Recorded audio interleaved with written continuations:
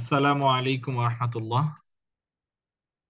দর্সে জালালাইন ক্লাসে অংশগ্রহণকারী সবাইকে জানাচ্ছি আন্তরিক মোবারকবাদ। আল্লাহ তাআলার কাছে অশেষ কৃতজ্ঞতা ও শুকরিয়া জ্ঞাপন করছি যে দীর্ঘদিন পর আবার আমরা দর্সে জালালাইন এর সূরাতুল কাহাফ থেকে পড়া শুরু করতে পারছি, এজন্য আলহামদুলিল্লাহ। গুরুত্বপূর্ণ একটা সূরা পড়তেছিলাম আমরা, এই সূরার মধ্যে ঐতিহাসিক বেশ কিছু প্রেক্ষাপট রচিত হয়েছে বা বর্ণিত হয়েছে।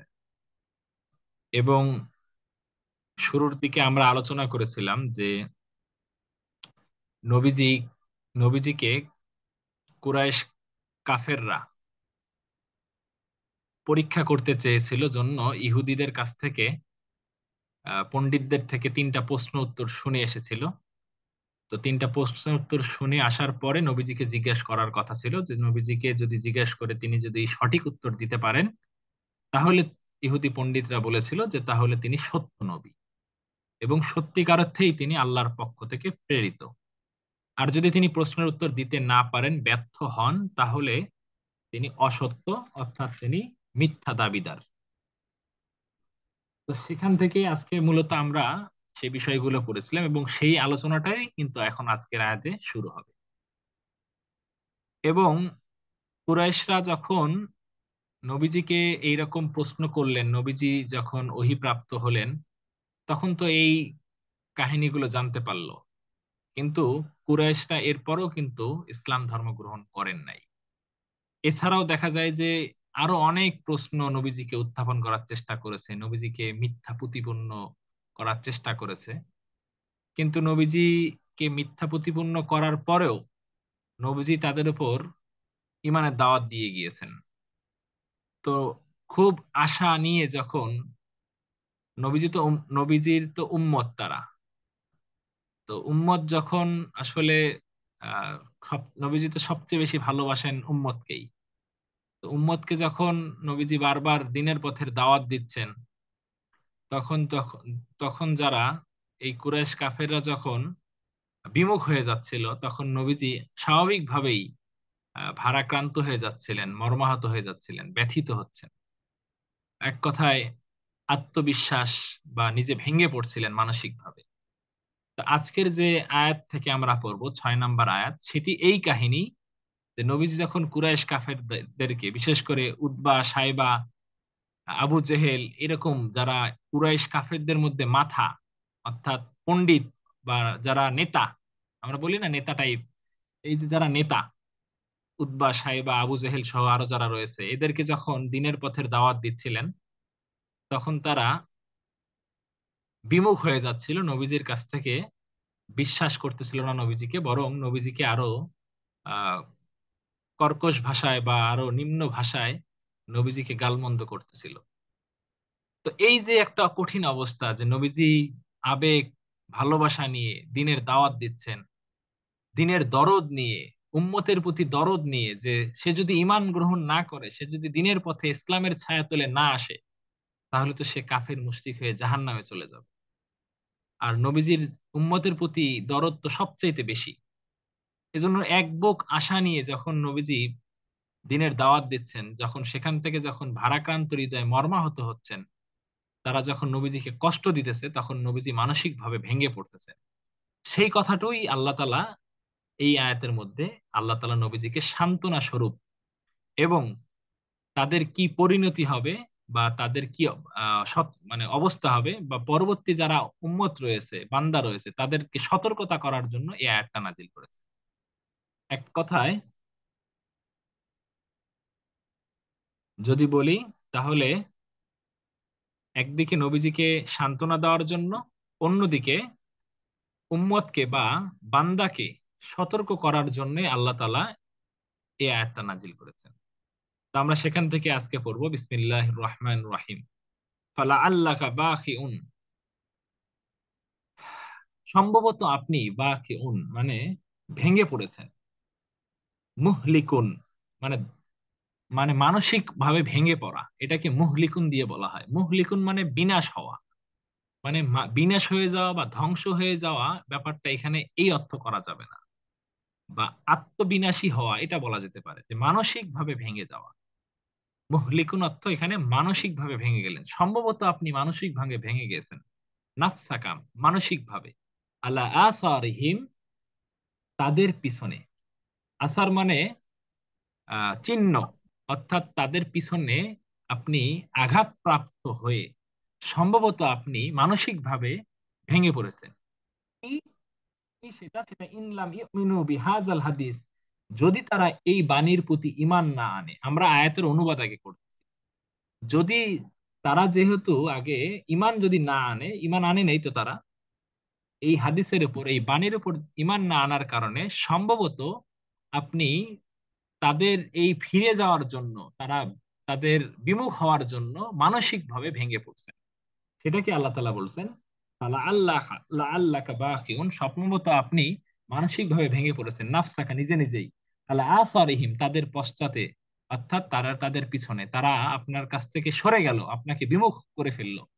বাদিহিম তাদের থেকে আসার পরে, বাদা তাওয়াল্লিহিম আনকা আপনার থেকে মুখ ফিরিয়ে নেওয়ার কারণে। তাওয়াল্লার পরে যদি আন আসে তাহলে মুখ ফিরিয়ে নেওয়া হয়, একদম এপিঠ থেকে ওপিঠ হওয়া। যেমন এটা একটা পিঠ, এটা একটা পিঠ। তাওয়াল্লার পরে যদি আন আন আসে তাহলে এপিঠ থেকে ডাইরেক্ট এপিঠ হয়ে চলে যাও। তো বাদা তাওয়াল্লিহিম আনকা আপনার থেকে বিমুখ হওয়ার পরে আপনি সম্ভবত তাদের পিছনে একাকী যে রইলেন, তখন আপনি মানসিক ভাবে ভেঙে পড়লেন। ইনলাম ইউমিনু বিহাযাল হাদিস, যদি তারা ঈমান না আনে, অর্থাৎ এই বাণীর প্রতি ঈমান যদি না আনে। এই বাণী দ্বারা কি উদ্দেশ্য? আল কোরআন, কোরআনের প্রতি যদি তারা ঈমান না আনে। নবীজি তো দিনের দাওয়াত দিচ্ছিলেন যে এটা আল্লাহ তাআলার পক্ষ থেকে নাজিলকৃত, সুতরাং তোমরা ঈমান আনো, দিনের পথে আসো, আমাকে বিশ্বাস করো, ইন্নী রাসূলুল্লাহ, নিশ্চয়ই আমি আল্লাহর রাসূল, এই জাতীয় ব্যাপারগুলো। আসাফা দুঃখিত হচ্ছিলেন। আসাফা মানে দুঃখিত হওয়া। আমরা বলি না আসিফ, ইংলিশে বলি না সরি, এই সরির আরবি হচ্ছে আসিফ। আসিফ মানে দুঃখিত, সরি। তো আপনি যখন তাদের কাছ থেকে ফিরে আসলেন, তাদের পিছনে চলে আসলেন, অর্থাৎ তারা যখন আপনাকে আপনার প্রতি বিমুখ হয়ে চলে গেল, সম্ভবত দুঃখে, সম্ভবত দুঃখে, আসাফা মানে দুঃখে আপনি মানসিক ভাবে ভেঙে পড়ছিলেন। আসাফা মানে দুঃখে, এই দুঃখে আপনি মানসিক ভাবে ভেঙে ভেঙে পড়ছিলেন, এই কথাটাই বলা হয়েছে। আসাফার এই ব্যাখ্যা কি করছেন আমাদের মুসান্নেফ, দেখেন, পয়জন মানে রাগে, একদিকে রাগ যে আসলে তোমরা এভাবে আমার কাছ থেকে বিমুখ হয়ে গেলে, আমাকে মিথ্যা প্রতিপন্ন করলে, এটা একটা রাগ। অন্যদিকে হুজনান, হুজনান মানে দুঃখ, ভারাক্রান্ত, হুজনান কষ্ট মনের, কারণ যিনি যিনি জান্নাতে প্রবেশ করবেন না নিজের উম্মতকে ছাড়া, উম্মতি উম্মতি বলে কান্না করতে থাকবেন, সেই নবীর দয়া মায়া তো অনেক বেশি। আর সেই নবীর দয়া মায়া মমতা ভালোবাসা অগাধ। যার দয়া মায়া ভালোবাসা বেশি, তার দুঃখ কষ্টটাও থাকে বেশি। এজন্য বান্দা বা উম্মত যখন কষ্ট দেয় নবীকে, তখন নবী অনেক কষ্ট পায়। সেটা আমাদের মতো কষ্ট না, বরং আমাদের চেয়ে লাখো কোটি গুণ কষ্ট। কারণ তার ভালোবাসাটা উম্মতের জন্য যেমন অগাধ, তার কষ্টটা উম্মতের জন্য অনেক বেশি লাগে। ওইটাই হুজনান মিনকা, আপনার মনে কষ্ট লাগতেছিল, দুঃখ লাগতেছিল। কি মনে কেন দুঃখ লাগতেছিল সেটা বলতেছে, লি হারসেকা, যে আপনি আপনার লোভ, আলা ইমানিহিম তাদের প্রতি, মানে আশা, এখানে লোভ অর্থ না, বরং আপনি যে এক বুক আশা নিয়ে গিয়েছিলেন তাদের ইমানের প্রতি, তারা ইমান আনবে, এই আশা নিয়ে যে তাদেরকে দাওয়াত দিয়েছিলেন, এই আশা থেকে আপনি ব্যর্থ হওয়ার কারণে আপনার মনে হুজনান মিনকা, আপনার মনের মধ্যে অনেক দুঃখ লেগেছে, কষ্ট লাগছে। এই যে একদিকে রাগ ক্রোধ, অন্যদিকে আশা, এক বুক আশা যে তারা ইমান আনবে, এই আশা থেকে আপনি ব্যর্থ হওয়ার কারণে, আশা নিরাশা হয়ে যাওয়ার কারণে আপনার মনে অনেক দুঃখ ছিল। এখন বলছে নাসবুহুন, নসব হয়েছে। এই যে আসাফা শব্দটা নসব হয়েছে আলাল মাফুলে লাহু, মাফুলে লাহু হওয়ার কারণে। আমরা জানি মাফুল সব সময় জবরযুক্ত হয়, আর মাফুলে লাহু হচ্ছে কোনো কারণের জন্য বোঝায়। যেমন দরাবতু তাদিবান, আমি প্রহার করেছি, কিসের জন্য? তাদিবান, আদব শিক্ষা দেওয়ার জন্য। তো এই যে আদব শিক্ষা দেওয়ার জন্য প্রহার করেছি, এটাকে বলা হয় মাফুলে লাহু, কোনো কারণ যদি।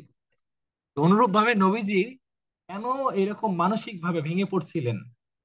কারণ দুঃখে, দুঃখের জন্য, দুঃখের কারণে।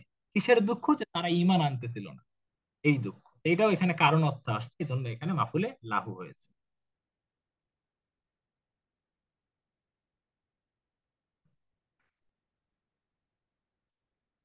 ইন্না, আর নিশ্চয় আমি, জাআলনা, বানিয়েছি। কি বানাইছি? আল্লাহ তাআলা বলতেছেন, মা আলাল আরদি, জমিনের উপর যা আছে, আলাল মানে উপরে, আরদি মানে জমিনে, জমিনের উপর যা কিছু আছে আমি সব বানিয়েছি। আই মিনাল হায়াওয়ান, অর্থাৎ উদ্ভিদ, পশু পাখি, অন্নাবাত উদ্ভিদ রাজি, ওয়াশ এবং গাছপালা, ওয়াল আনহার এবং নদী নালা, অগায়রা যালিক এবং আরো যত কিছু আছে জমিনের উপর যা কিছু আছে সব কিছু আমি বানিয়েছি। কেন বানাইছেন? আল্লাহ তাআলা বলতেছেন জিনাতাল্লাহ, অলংকারের জন্য, সুশোভিত করার জন্য, সুসজ্জিত করার জন্য, অর্থাৎ দুনিয়াটাকে সুসজ্জিত করার জন্য, অলংকার মণ্ডিত করার জন্য, সৌন্দর্য বর্ধিত করার জন্য আমি জগতের উপর এই যে পশু পাখি, গাছপালা, নদী নালা, উদ্ভিদ রাজি সহ যাবতীয় সকল কিছু আমি বানিয়েছি। কেন বলতেছেন? লিনাবলুয়াহুম, যাতে আমি তাদেরকে পরীক্ষা করতে পারি। কাদেরকে? আইলি নাখতা বেরান না আসা, মানুষদেরকে যেন পরীক্ষা করতে পারি। এই যে দুনিয়ার মধ্যে এত চাকময় করলাম, সৌন্দর্য মণ্ডিত করলাম, অলংকার পূর্ণ করলাম, এত কিছু কেন করলাম? আল্লাহ তাআলা নিজেই উত্তর দিতেছেন, লিনাবলুয়াহুম, তাদেরকে পরীক্ষা করার জন্য। আমাদের মুসান্নিফ রহিমাহুল্লাহ তিনি এখানে ব্যাখ্যা করতেছেন, লিনাখতাবিরান নাসা, যাতে মানুষদেরকে কি করা হয়? পরীক্ষা করার জন্য আমি এগুলো বানিয়েছি। নাজিরিনা ইলা যালিকা, কিভাবে পরীক্ষা করব? বলতেছে নাজিরিনা ইলা যালিকা, এই সবার দিকে, এই যে যত সৃষ্টি, এই সকল সৃষ্টির দিকে আমি লক্ষ্য রেখে তাদেরকে পরীক্ষা করতে চাই। কি পরীক্ষা করতে চাই? বলতেছে আইয়ুহুম আহসানু আমালা, কে সবচাইতে অধিক সুন্দর আমল করতে পারে। সুবহানাল্লাহি বিহামদিহি। তাহলে এই যে এত সুন্দর দুনিয়া আল্লাহ বানাইলেন, এটার একটাই উদ্দেশ্য, সুন্দর আমল, আহসানু আমালা, কে সবচেয়ে সুন্দর আমল করতে পারে এটা চেক আউট করার জন্য, দেখার জন্য, পরীক্ষা নিরীক্ষা করার জন্য। এখন আহসানু আমালা, উত্তম আমল, সবচাইতে উত্তম আমল কি, সর্বোত্তম আমল কি, এটার ব্যাখ্যা করতেছে ফিহি, এ দ্বারা উদ্দেশ্য আয় আজহাদু লাহু, আজহাদু জুহুদ মানে বিমুখতা, অর্থাৎ কে সবচাইতে আজহাদু লাহু, দুনিয়া বিমুখ হতে পারে, দুনিয়া বিমুখ কে সবচেয়ে বেশি হতে পারে, এই জিনিসটা আমি পরীক্ষা নিরীক্ষা করার জন্য দুনিয়াটাকে এত সুন্দর, চাকচিক্যময়, অলংকারপূর্ণ এবং সুসজ্জিত করেছি। এজন্য আজহাদুল্লাহু, দুনিয়া বিমুখতা, এটাই সবচেয়ে বড় সফলতা। ইমাম শাফি রহিমাহুল্লাহকে প্রশ্ন করা হয়েছে যে দুনিয়ার সফলতা কি? ইমাম শাফি রহমতুল্লাহ আলাই উত্তর দিয়েছেন যে দুনিয়ার সফলতা তো হচ্ছে সবচাইতে আজহাদুল্লাহু, যে দুনিয়া বিমুখ হওয়া, এটাই হচ্ছে দুনিয়ার সফলতা। সুবহানাল্লাহি বিহামদিহি। যে দুনিয়ার সফলতা কত বড় একটা বিষয়। এজন্য হযরতে আবু যর গিফারি রাদিয়াল্লাহু তাআলা আনহু, তিনি ছিলেন জাহেদ। জাহেদ মানে হচ্ছে বিমুখ, যিনি দুনিয়া বিমুখ। তিনি একদিনের বেশি খাবার আরেকদিন সঞ্চয় রাখতেন না। তো তিনি চিন্তা করতেন, এই দুনিয়ার জন্য এত সঞ্চয় করে আমার হবে কি? আজকের খাবারের জন্য আজকেরটাই জোগাড় করলে যথেষ্ট। আগামী দিন কি হবে? আগামী দিন যদি আমি বাঁচি, সেই সেই প্রভুই যিনি আমাকে বাঁচাবেন, যিনি রাজ্জাক, যিনি খালেক, তিনি আমার রাজ্জাক, অর্থাৎ তিনি আমার রিজিকের ব্যবস্থা করবেন। এজন্য একদিনের বেশি তিনি খাবারের ব্যবস্থা করতেন না। এটার নাম হচ্ছে দুনিয়া বিমুখতা। কিন্তু আমরা তো দুনিয়া বিমুখতা হতে চাই না। আমাদেরকে দুনিয়া গ্রাস করে রাখছে। দুনিয়া হচ্ছে একটা পচা লাশ, এর পিছনে দড়িয়ে কোনো লাভ নাই, দুর্গন্ধই পাওয়া যায়। কিন্তু আমরা আসলে দুনিয়ার চাকচিক্যে এমন ভাবে ডুবে গেছি যে দুনিয়া বিমুখতা কি জিনিস এটাই ভুলে গেছি। বিশেষ করে আলেম সমাজ আমরা তো আরো আগে ভুলে গেছি। আমরা এখন একটা কম্পেয়ারের যুগে চলে আসছি, যে কি বড়, উমুকের কি আছে আমার কি নাই, এইটা কম্পেয়ার করা শুরু করছে। অথচ নবীজি বলেছেন কি, যে উনজুরু ইলা মান হুয়া আসফালা মিনকুম ওয়ালা ইলা ফাওকাকুম ফাইন্নাহু আজদারু আল্লা তাজদারু নিমাতাল্লাহি আলাইকুম।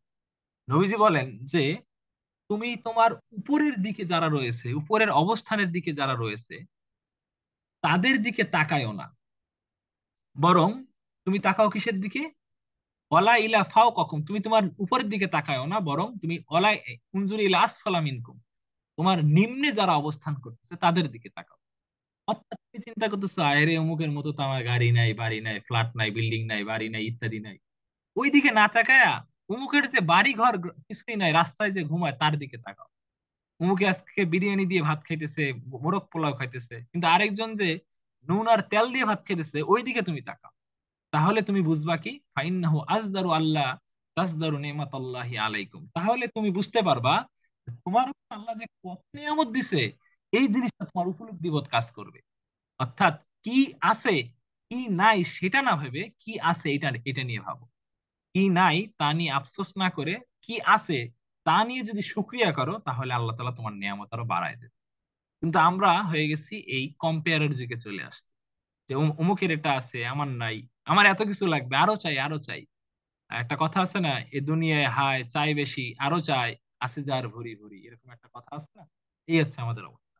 অথচ আমাদেরকে আল্লাহ তাআলা এই তাফসীরের মাধ্যম দিয়েও, আমাদের মুসান্নিফ রাহিমাহুল্লাহ বা আল্লাহ তাআলা এই আয়াতের মাধ্যম দিয়ে আমাদেরকে বুঝিয়ে দিচ্ছেন যে আমাদেরকে দুনিয়া বিমুখতা হতে হবে, কিন্তু আমরা দুনিয়া বিমুখতা হতে পারি না। আল্লাহ তাআলা আমাদের দুনিয়া বিমুখ হওয়ার তৌফিক দান করুন, আমিন। ওয়া ইন্না, আর নিশ্চয় আমি, লা জাইলুনা, আরো বানাবো। জাইলুনা ফাইলের সিগা, ফাইলের সিগা দ্বারা মুতারের অর্থ নেওয়া যায়। ঠিক আছে? তাহলে আমি বানাবো মা আলাইহা, যা রয়েছে, আলাল আরদি, আলাইহা হায়ের মারজা, এটা গিয়েছে আরদের উপর, আর জমিনের উপর যা কিছু আছে তাকে আমি বানাবো। কি বানাবো? সাইদা, আয় ফাতাতা, অর্থাৎ উদ্ভিদ শূন্য। সাইদা মানে মাটি, মাটি, উদ্ভিদ শূন্য আমি বানাবো। দুনিয়াটাকে আল্লাহ তাআলা আবার উদ্ভিদ শূন্য বানাতে চান কেন? কারণ এই দুনিয়া একবার ধ্বংস হয়ে যাবে।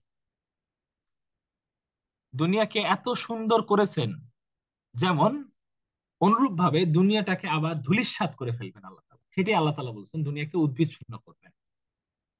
জুরুজা মানে ইয়াবিসা, অর্থাৎ শুষ্ক বানায় দেবো। ইয়াবিসা মানে শুষ্ক, শুকনা মরুভূমি বানিয়ে দেবো। লা ইয়ামবুতু, কোনো কিছু আর উৎপাদন হবে না, অর্থাৎ এখানে কোনো উদ্ভিদ আর জন্মাবে না, এমন এক মরুভূমি আমি বানিয়ে দেব। জুরুজান শব্দের অর্থ হচ্ছে যে এমন ভূমি যার ঘাস কেটে ফেলা হয়েছে।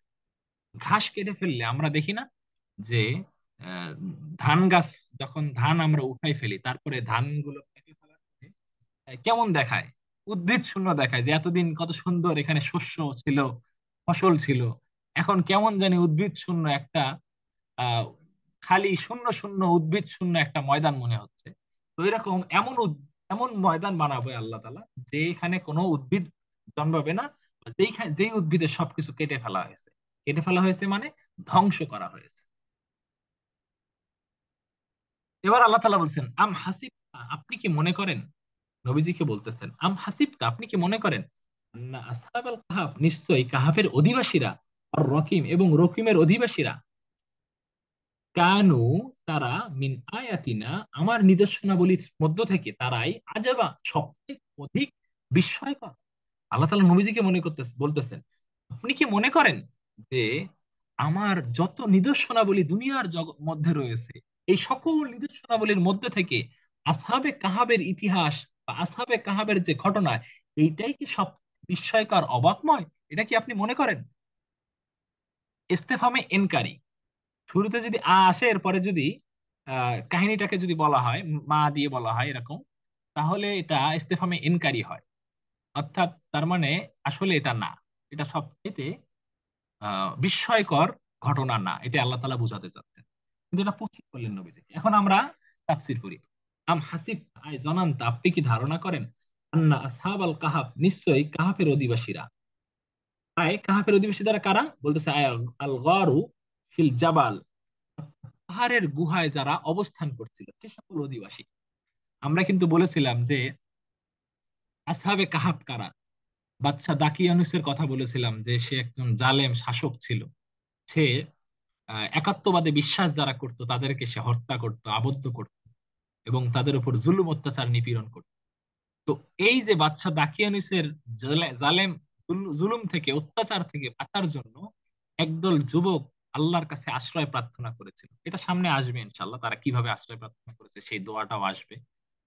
তো ওই যে আশ্রয় প্রার্থনা করে তারা আসহাবে কাহাফ, কাহাফ মানে গুহা, কাহাফ বলতে একটা প্রশস্ত গর্তকে, প্রশস্ত গর্ত, এটাকে বলা হয় কাহাফ।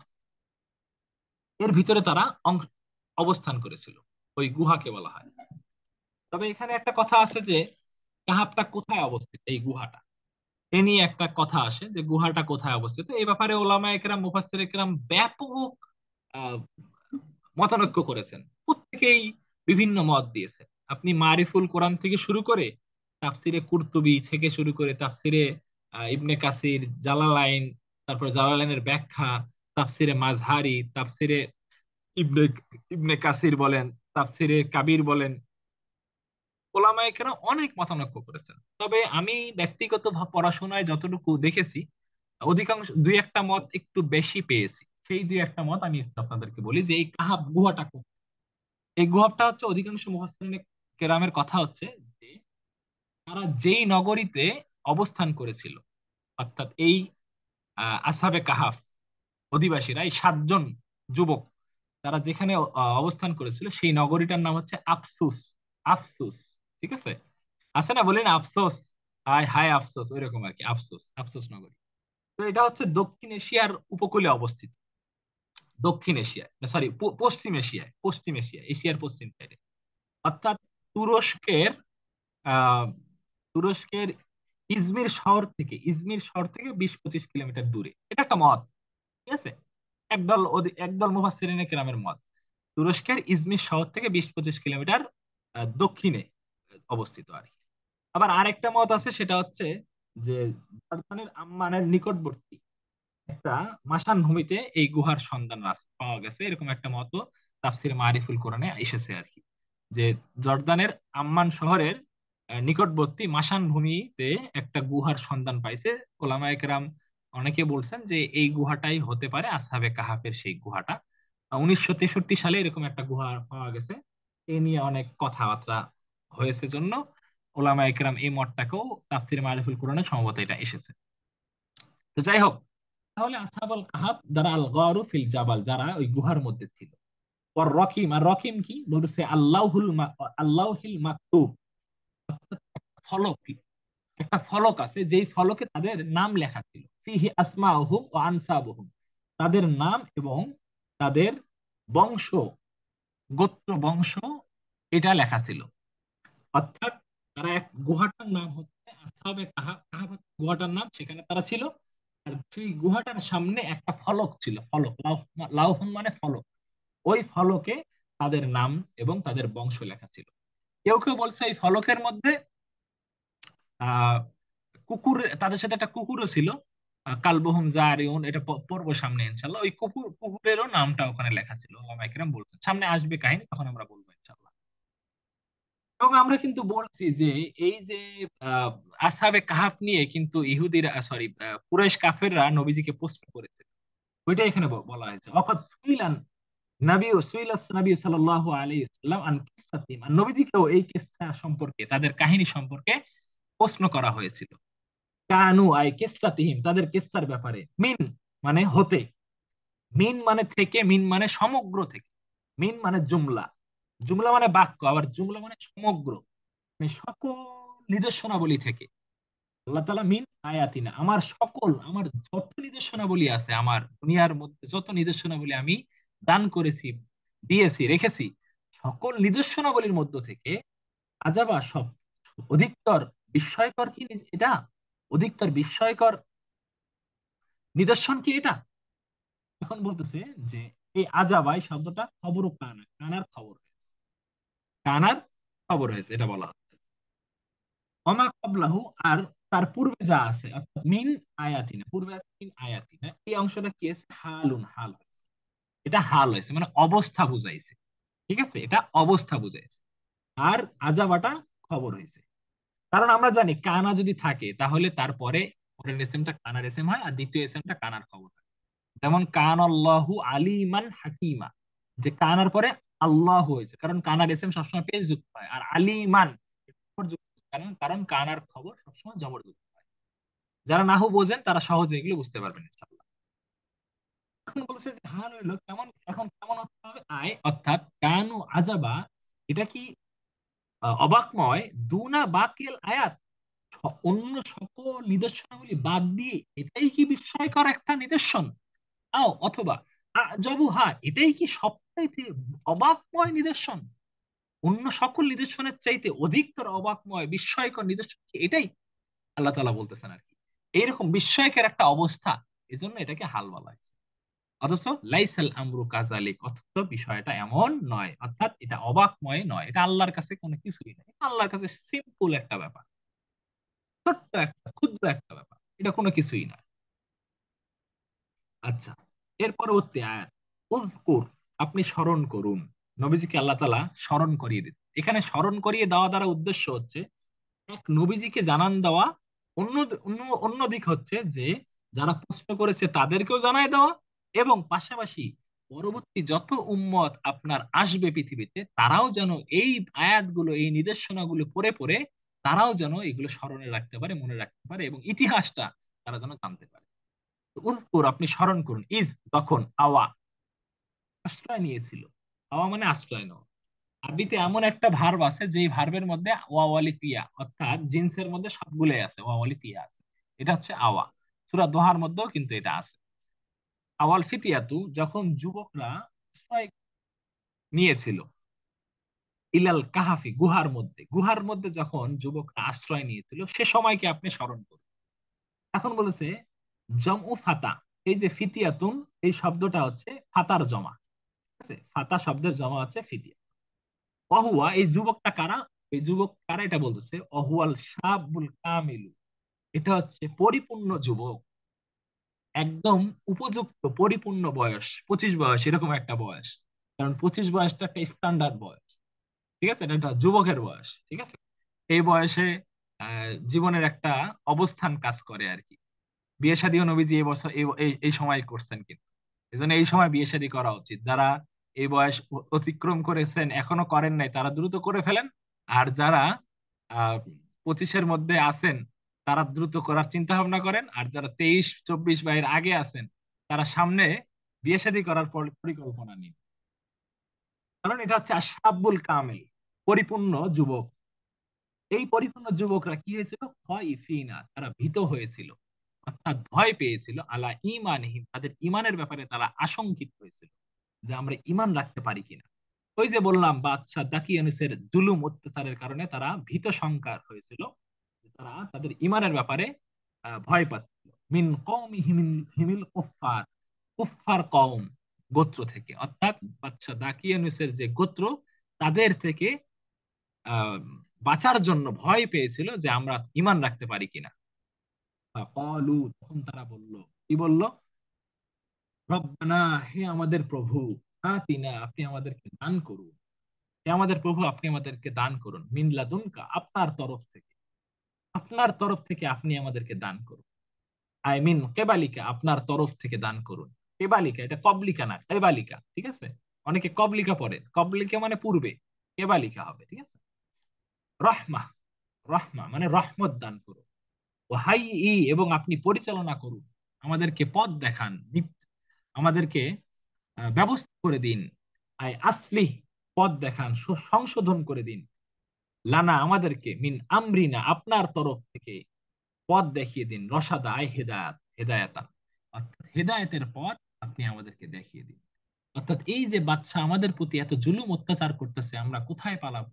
আমাদেরকে যদি এরকম ভাবে টর্চার করে এবং আমাদেরকে যদি ঈমান হারা করার জন্য চেষ্টা করে তাহলে আমরা কি করব? সুতরাং আপনি আমাদেরকে পথ দেখান, আমাদের ব্যবস্থা করে দিন আপনার তরফ থেকে, হেদায়েতের পথ দেখান, হেদায়েতের ব্যবস্থা করে দিন।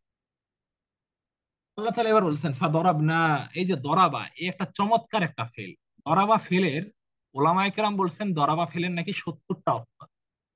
দরাবা মানে প্রহার করা, দরাবা মানে আচ্ছাদন করা, দরাবা মানে উপমা পেশ করা, দরাবা মানে সফর করা, দরাবা মানে নির্দিষ্ট করা, দরাবা মানে কামড় দেওয়া, দরাবা মানে আঘাত করা, আবার দরাবা মানে কষ্ট দেওয়া, কষ্ট দেওয়াও কিন্তু দরাবা হয়।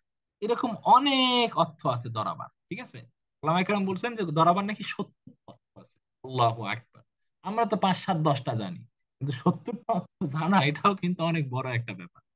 তো যাই হোক, আল্লাহ বলছেন ফাদরাবনা আলা আযানিহিম, আমি তাদের কর্ণকুহরে, আলা আজান, আজান মানে কর্ণকুহর, আমি তাদের কানের মধ্যে আচ্ছাদন করে দিলাম। দরাবনা মানে আচ্ছাদন করা, কানের মধ্যে আল্লাহ তাআলা আচ্ছাদন করে দিলেন, মানে আয়, অর্থাৎ মুসান্নিফ বলতেছেন আয়, এটার মানে হচ্ছে আনাম না হুম, আমি তাদেরকে ঘুমায় দিলাম, ঘুম পাড়িয়ে দিলাম, আমি তাদেরকে ঘুম পাড়িয়ে দিলাম, ঘুমের আচ্ছাদন মানে ঘুমের পর্দা আমি তাদেরকে দিয়ে দিলাম, মানে ঘুম তাদের কাছে চলে আসলো। ফিল কাহাফি, সেই গুহার মধ্যে, সিনিনা আদাদা, অর্থাৎ অনেক অনেক বছর। ঠিক আছে, অনেক আয় মাদুদাতান, অনেক বছর। এখন এখানে কথা হচ্ছে যে আল্লাহ তাআলা দরাবনা আলা আযানিহিম এই কথাটা বললেন কেন, যে তাদের কর্ণকুহরে আমি আচ্ছাদন করলাম, অর্থাৎ তাদের কর্ণকুহরে আমি ঘুমকে আচ্ছাদন করলাম, এই কথাটা কেন বলা হয়? কারণ আমরা তো জানি ঘুম আসে চোখে, কিন্তু কর্ণকুহরের কথা কেন বলা হয়, মানে কানের কথা কেন বলা হয়? এখানে একটা চমৎকার ব্যাখ্যা। আসলে কোরআন হাদিসের মধ্যেই তো সকল জ্ঞানের রহস্য লুকায়িত। আমরা তো বিজ্ঞানের দিকে ছুটি, যে মনে করি বিজ্ঞান মনে হয় সবকিছু আছে, কিন্তু কোরআন হাদিস থেকেই কিন্তু বিজ্ঞান বের করা হয়েছে। এই জিনিসগুলো আমরা বুঝি না, এখান থেকে কিন্তু একটা সায়েন্স বের করা হয়েছে এখান থেকে। কারণ আল্লাহ তাআলা কর্ণকুহরে ঘুম দিয়েছেন আগে। যখন তন্দ্রাচ্ছন্ন হয় ব্যক্তি, যখন তন্দ্রাচ্ছন্ন হয়, তখন তার চোখ বন্ধ হয়ে যায় কিন্তু কান খোলা থাকে। অর্থাৎ আমরা অনেক সময় ঘুমাই কেবল ঘুম ঘুম ভাব, কিন্তু তখন কি হচ্ছে চারদিকে সেটা কিন্তু আমরা শুনতে পাই, বুঝতে পারছি, তো আমরা দেখতেছি না, কারণ আমরা ঘুমাই, ঘুম ঘুম ভাব আচ্ছাদন আমাদের তন্দ্রাচ্ছন্ন হয়েছে। তার মানে তন্দ্রাচ্ছন্ন হইলেও কান খোলা থাকে কিন্তু চোখ বন্ধ থাকে। কিন্তু যখন কিছুক্ষণ চলে যায়, কিছু সময় যখন অতিবাহিত হয়ে যায়, তখন আমরা সন্ধ্যাচ্ছন্ন থেকে একটু গভীর ঘুমের দিকে যখন পদার্পণ করি, তখন আর আমরা কানে কিছু শুনি না। তখন এমন অবস্থাও হয়ে যায় যে 2 4 5 10টা ডাক দিয়েও অনেক সময় আমাদেরকে শোনা যায় না।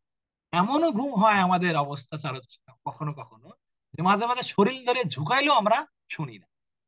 আবার যখন আমরা ঘুম থেকে জাগ্রত হই, তখন আগে আমরা চোখ খুলি না, আগে চোখের চেয়ে আগে আগে কানে আমরা শুনি। আমাদেরকে যখন মানুষ ডাকে, এই অমুক, এই আব্দুল্লাহ, ওঠো ওঠো ওঠো, তখন আমরা কানে শুনি।